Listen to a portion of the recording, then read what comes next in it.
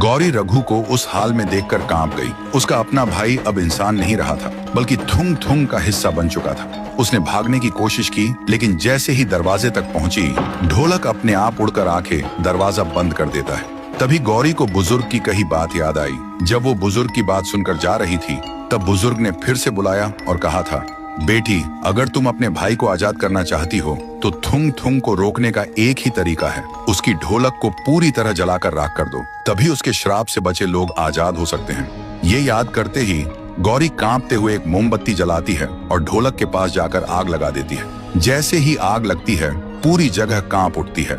थुंग थुंग चीखता है, नहीं, ये मत कर, वरना पूरा गांव लाशों से भर जाएगा। रघु भी चिल्लाता है, दीदी मत कर, अगर ढोलक जली तो मेरा खून तुम्हारे हाथों से टपकेगा। गौरी के हाथ कांपते हैं, वो रोने लगती है और आंखें बंद कर लेती है। तभी अचानक ढोलक से भयानक चीखें निकलती हैं। पूरा आसमान लाल हो जाता है और आग के बीच ढोलक अपने आप बजने लगती है। और फिर सब खामोश। गौरी बेहोश होकर गिर जाती है। सुबह जब उसकी आंख खुलती है, गांव वाले उसी जगह पर खड़े मिले। सब कुछ ठीक लग रहा था। ढोलक की आवाज बंद हो चुकी थी।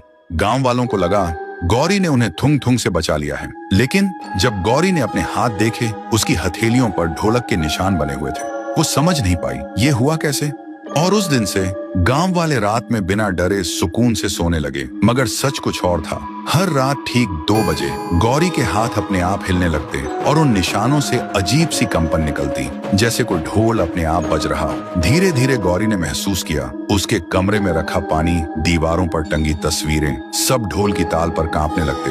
और फिर तभी उसके सामने वही ढोलक आ गई, जिसे उसने खुद जलाया था। डर के मारे गौरी चिल्लाई, पर उसकी आवाज बाहर नहीं गई। इसके बजाय ढोलक अपने आप बजने लगी और पूरा गांव कांप उठा।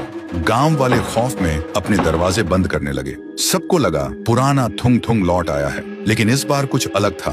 ढोलक की आवाज जहां जहां गूंजती, वहां मिट्टी दरक जाती, पेड़ सूख जाते और जानवर जमीन पर गिरकर मर जाते। सुबह गांव के पुजारी ने कहा, गौरी अब न इंसान है न भूत, ये एक श्रापित रूह है जो अपनी धड़कनों को ढोलक की ताल बना चुकी है। गौरी के अंदर अब 2 आत्माएं थीं, एक उसकी अपनी और दूसरी थुंग थुंग की। कभी वो रोती थी, मदद मांगती थी, और कभी लाल आंखों से हंसते हुए ढोलक बजाती थी।